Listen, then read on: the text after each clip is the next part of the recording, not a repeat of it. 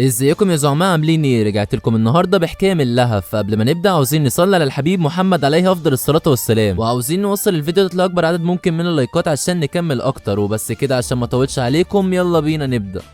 بتبدا قصتنا بقى يا معلم، وبنشوف واد صغير كده وهو ماشي وسط مخيمات لناس متصابه وطالع عينيهم حرفيا، وبنشوف كمان المدينه اللي هم فيها واللي بتكون متدمره على الاخر والخراب في كل مكان فيها. وبنعرف ان العالم دوت فيه فيروس بيحول الناس لوحوش، وان الوحوش هم السبب في الدمار دوت. ووقتها الناس بيشوفوا طيارات بتعدي من فوقهم وبيبداوا انهم يخافوا لان الطيارات ديت بتتدمر. وبنلاقي بعدها وحش كبير جدا ظهر وبيكون هو اللي دمر الطيارات ديت، والناس بيخافوا منه. ولكن مجموعه كده بتتدخل وبتضرب النار على الوحش دوت، وبيقدروا انهم يوقعوه على الناس، واللي بيبداوا يهربوا عشان الوحش هيقع عليهم. وبيكونوا بيشوطوا الواد الصغير دوت زي الكوره. وبعد 10 سنين من الحادث دوت بنشوف بطلنا، هو بيكون هو نفس الواد الصغير اللي كان بيتشاط زي الكوره من شويه، وبيكون رايح لمكان كده وبيوري الناس الموجودين بتاعته عشان يقبلوا يدخلوه. ولكن الراجل بيقول له انت شكلك صغير يا ابني، انت ازاي هتعرف تساعدنا؟ فبطلنا بياخد منه البطاقه بتاعته وبيقول له عرفني ايه المشكله بس واساعدكم. فبيقول له الراجل تمام، وبيعرفوا ان في ناس شاكين ان في وحش في المنطقه وانهم لقوا اثار دم في الطابق الرابع، عشان كده طلبوا مساعدته. فبيقول له بطلنا انه هيتصرف. وبعدها بيسالوا الراجل عن شركته وان المنظمه بتاعتهم بتبعت شخصين مع بعض. فبيفتكر بطلنا اللي حصل وانه وقع شركته وهو جاي في السكه وما استناهاش حتى. فبيقول له جرى ايه يا عم، انا لوحدي كفايه للمهمه ديت، مش محتاج شركاء. ولما بيوصلوا لعند بقيه الجنود بيعرفوا ان في 2 من الجنود دخلوا وما استنوش وصول حد من المنظمه. فالراجل بيتعصب عليهم، ولكن بطلنا بيجهز نفسه وبيقول انه يقتحم المكان، وفعلا بيكسر الباب وبيدخل بعدها. ولكنه بيتصدم لانه بيلاقي الجنديين مفشوخين فعليا، وبيلاقي شخص تاني واقف معاهم وبيقول لبطلنا انه اتاخر جدا. فبطلنا بيقول له انت معانا في المنظمه ولا ايه؟ فبيقول له لا يا عم، ده انا اللي فشخت الاتنين دولت. فبطلنا بيتعصب جدا وقتها وبيجي يهاجم على الشخص دوت، ولكنه بيصد ضربته وبيردها له. ولكن بطلنا بيهجم عليه مره تانية، بس ولا ضربه من بطلنا بتاثر فيه، وبيجي مد البطلنا رجل بترشقه في الحيطه. ووقتها بيجي للشخص ده مكالمه، والجنود بيدخلوا ورا بطلنا لانه اتاخر جدا، ولكن الشخص ده بيخلص عليهم. فبطلنا بيقوم تاني وقتها وبيهجم على الشخص ده وبيجي مديله رجل بتخلي راسه تلف حرفيا، والمفروض كده يكون خلص عليه يعني. بس الشخص ده بيعدل راسه وكأن مفيش حاجه حصلت، وبيكمل مكالمته بكل شياكه. وبعدها بيقول لبطلنا انه جامد لانه عرف يضربه، وبيقول له انه هيقابله مره تانية. وبيكون هيمشي، فبطلنا بيساله هو مين. فبيقول له ان الشخص اللي هيدمر العالم ومحدش هيوقفه عن كده. وبيهرب بعدها وسط صدمه بطلنا. وبيوصل بعدها الجنود وبيسال الشخص ده بطلنا عن الوحش اللي كان موجود. فبيعرفوا ان ما كانش فيه وحش، وان اكيد الناس اللي اتصابوا هربوا من الشباك. فبيقولوا ان هم كده متصابين. فبيقول لبطلنا انهم لازم يلاقوا الناس المصابين من الوحش قبل ما ينقلوا الوباء. وبنشوف وقتها شركه بطلنا وبتكون قاعده تصيح وبتقول بقى توقعني يا رنتارو يا ابن الصرمه وتسيبني وتمشي كمان. وبتقول انها لما تشوفه مش هتسيب في حته سليمه، ورنتارو دوت هو اسم بطلنا. ففي واحد بينادي على شركه بطلنا، فبتقول له عاوز ايه انت كمان؟ ولكنها بتنصدم من شكله دوت لانه بيبقى متغطي بالدم. فبتقول له انت مش شايف نفسك ولا ايه؟ وبتقول له ان شكله اتصاب من الوحوش. فالراجل بيفتكر اللي حصل وان في وحش هجم عليه فعلا، وانه اتصاب منه بس يقدر يفضل حي. فالبنت بتقول له انه للاسف مش هيفضل حي لوقت طويل. وفعلا بنشوف الشخصيات واللي بيتوجع وبيجي متحول لواحد من الوحوش، وبيبدا يهجم على شركه بطلنا وبيطيرها. وبطلنا وقتها بيوصل للمكان وبيوصل الراجل دوت معاه وبيضرب النار على الوحش، ولكن بطلنا بيمنعه. فبيقول له وقفتني ليه؟ فبيقول له بطلنا ان الرصاص العادي مش بيأثر على الوحوش ديت. وفعلا بالله الوحش بيتعالج، ولكن بطلنا بيديله رصاصه في نص دماغه وبيقعد يكمل عليه. وبيكون بطلنا بيستخدم رصاص اسود مصنوع من ماده بتضعف قوه الوحوش ديت. ووقتها شركه بطلنا بتقوم من تاني وعيونها بتنور احمر، والرصاص بيكون خلص من بطلنا والوحش بيهجم عليه. ولكن وقتها بتتدخل شركته وبتيجي هجمه على الوحش وبتفرتكه حرفيا، وبتكون خلصت عليه في ثواني. وبعدها بتلوم بطلنا على انه سبق ومشي. والراجل بيعرف وقتها انها شركته وبتفكر بطلنا بالتخفيضات اللي هتخلص كمان حبه. فبطلنا بيقول احيه ده انا نسيت خالص، وبيجي جري بسرعه على المحل. والبت بتقول له استنى يا عم انت هتسيبني تاني ولا ايه؟ وبعدها بنشوف المنظمه اللي بطلنا شغال فيها، وبنشوف المديره بتاعته اللي بتكون هتفرقع منه وبتديله باليد ولكنه بيفلت منها. وبتقول له انت مغفل ياض بقى، انت مشيت بسرعه ونسيت تاخد فلوسك من الشرطه عشان حبه تخفيضات. فبطلنا بيهز راسه كده وبيقول لها حصل. وبيكون هيجلط المديره وبيقول لها يا ست رواقي بس ده الاتنين بتمن واحده. وبعدها بتساله المدير عن الوحش اللي هم قتلوه. فبيقول لها بطلنا انه كان بشري مصاب وانهم ما لقوش الوحش، وان اكيد حد من المنظمات التانيه لقوه خلصوا عليه. فبتقول له يا اسطى ما احنا كده بنخسر. وبتقول له انه لازم يلاقي وحوش اكتر ويقتلهم. وبتدور لو حد من المنظمات التانيه لقى الوحش، ولكنها ما بتلاقيش حاجه. فبطلنا بيقول لها انه هيتصرف وهيلاقي الوحش دوت. فبتقول له تمام. وبعدها بتكون هتمشي لان وراها موعد، بس بتقول لبطلنا انه اتغير من ساعه ما بقى مع شركته، انه بقى بيضحك اكتر. وبتقول له انه زمان كان بيدور على اهله وبس. فبيتعصب بطلنا وبيقول لها انها تنسى الموضوع، وبيمشي بعدها وبيكون متضايق لانه ما بيكونش عارف ايه اللي حصل لاهله. وبيروح بعدها المكان كده وبيقابل واحده هناك واللي بتكون باحثه، وبيعرفها بطلنا اللي حصل وان هم مش لاقيين الوحش اللي هجم على البشري وحوله. فبتقول له الباحثه ان ده شيء خطير جدا، وبتبدا تشرح له ان البشري لما بيتصاب من وحش بيبدا الفيروس بتاع الوحوش ينتشر في جسم البشري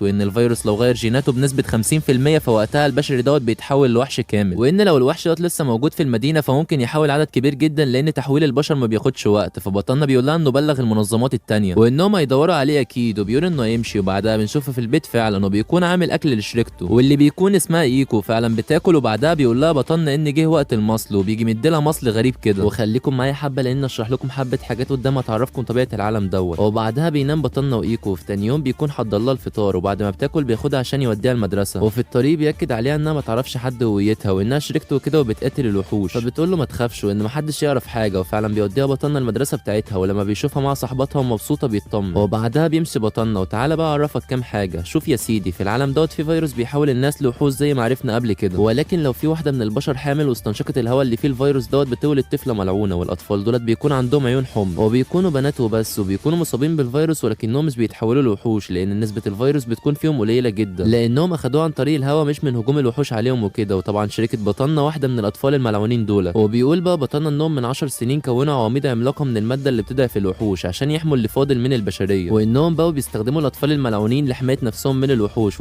لان الاطفال عندهم قوه كبيره جدا زي ايكو اللي فشخت الوحش في ثواني قبل كده. وبنعرف ان الاطفال بيعيشوا في حتت بعيده عن البشر لان بعض البشر بيقولوا عليهم انهم وحوش، وبيقول بطلنا ان الاطفال الملعونين هم امل البشريه الاخير. وبعدها بنشوف بطلنا في المدرسه بتاعته بيكون نايم حرفيا، بس مديرته بتتصل عليه وبتقول له يجي على مكان كده، فبطلنا بيقول لها تمام. وبنشوفه بعدها مع مديرته فعلا وبيدخلوا بعدها القاعه كده، ووقتها بينصدموا لان اغلب صياد الوحوش موجودين في المكان ومديرته بتقول له ان شكل فيه موضوع خطير حصل، فبيقول لها بطلنا فعلا. وبعدها بتروح عشان تقعد، ولكن وقتها واحد بيقف في طريقها وبيسخر منها لانها صغيره جدا على انها تكون مديره، بس بطلنا بيتدخل وقتها وبيقول له ان لو عنده مشكله يحلها معاه، وبيكون هيبدا قتال بينهم، بس واحد من القاده بيوقف الواد الضخم وبيقول له ان لو هيعمل مشاكل يمشي من المكان افضل، فبيسيب الضخم بطلنا. وبتقعد بعدها مديره بطلنا واللي بيكون اسمها ساكورا، وبتقول لبطلنا ان الواد يعتبر من افضل صياد الوحوش، فبطلنا بيتنح ليها كده وبيقول انه كان ممكن يخلص عليه في ثواني، ولكنه بعدها بيقول ان كده افضل الصيادين في المدينه موجودين هنا. ولكن ساعتها واحد كده بيدخل عليهم وبيقول لهم انه جمعهم هنا عشان في مهمه خطيره جدا، وبيقول ان الملكه هي اللي اعترفوا من المهمه بنفسها، وفعلا بتظهر الملكه وقتها. وبيقول بطلنا ان ديت ملكه مدينه طوكيو اللي هم عايشين فيها حاليا، وبيقول ان مساعد الملكه يعتبر جد ساكورا. وبتتكلم الملكه وقتها وبتقول للصيادين ان عندهم مهمتين، الاولى هي انهم يلاقوا الوحش اللي حاول البشري اللي قتلوا بطلنا، والثانيه انهم يرجعوا الصندوق من الوحوش، والشخص اللي هيجيب الصندوق هيكون ليه مكافاه كبيره جدا. فبتسالها ساكورا عن اللي موجود جوه الصندوق وانها اكيد ما حطتش المكافاه الكبيره على صندوق عادي يعني، فبتقول لها الملكه انها مش هينفع تعرفهم حاجه عن الصندوق. ولكن وقتها بيسمعوا صوت حد بيضحك واللي بيكون المقنع، والكل بيتفاجئ من وجوده وبيرحب المقنع بالملكه، ولكن بطلنا بيرفع عليه السلاح فبيقول له انت كمان موجود هنا يا رنتارو. فبيقول له بطلنا انت ازاي دخلت هنا اصلا؟ فبيقول له من الباب عادي يعني، وبيكون فشخ الحراس اللي بره. ووقتها بينادي على رفيقته اللي بتطلع وبتعرف عن نفسها، وبيسالوا الموجودين عن سبب وجوده هنا، فبيقول لهم المقنع انه هيشارك معاهم في التدوير على الصندوق وانه عاوز ميراث النجوم السبعه. فبطلنا بيقول له ده ايه فبيعرفوا المقنع ان الشيء اللي موجود جوه الصندوق، هو بيقول انه يوصل ليه قبل كل اللي موجودين هنا. فالواد الضخم بيتعصب وبيهجم على المقنع، ولكن سيفه بيطير اول ما بيلمس المقنع وبينصدم من الحاجز اللي حوالين المقنع. وقتها بيتراجع لورا وكل اللي في المكان بيضربوا النار على المقنع، ولكن في حاجز بيصد كل الرصاص بتاعهم. وبطلنا بيقول ازاي عمل الحاجز وبيقول له هو انت بشري يا اسطى اكيد؟ فالمقنع بيقول له طبعا يا ابني، وبيقول انه زي ما قال هيجيب الصندوق قبلهم كلهم. ووقتها بتلف الرصاصات وبطلنا بيحمي ساكورا، وبنشوف المقنع اللي بيرد عليهم الرصاص وبيقتل اغلب الموجودين، وبيقول انه يلاقي الصندوق قبلهم وبيهرب بعدها من المكان. والملكه بتقول ليهم انهم لازم يلاقوا الصندوق قبل المقنع، لانه لو استخدم الاداه اللي في الصندوق غلط ممكن يدمر الحواجز اللي بتمنع الوحوش من الدخول لمدينتهم. وبعد الاجتماع بنشوف بطلنا اللي بيتمشى هو وايكو بيكونوا بيتسوقوا سوا، ولكن وقتها بيلاقوا اتنين بيجروا ورا بنت كده وبتكون من الاطفال الملعونين، وبيقدروا يمسكوها فعلا وبتكون سرقت منهم اكل، وبيكونوا عمالين يبهدلوا فيها اكتر ما هي متبهدله. فبتصعب على ايكو اللي بتحاول تساعدها، ولكن بطلنا بيمنعها لانه خايف عليها. وساعتها بيوصل الشرطه وبيجوا ماسكين الطفله الملعونه، ولكن بطلنا وايكو بيكونوا متاثرين من اللي حصل، وايكو بتعيط وبتقول له ليه ما ساعدتهاش او خلتنا اساعدها حتى. فبطلنا بيقول لها انه خايف عليها، ولكنها بتقول له انها كانت بتطلب مساعدتهم. فبيقول لها بطلنا انها تروح على البيت، وبيجي جري هو ورا الشرطه وبيستخدم مركبه واحد وبيروح ورا الشرطه، ولكنه لما بيمشي وراهم بيوصل لمكان مهجور، ولما بيدخل المكان بيتصدم حرفيا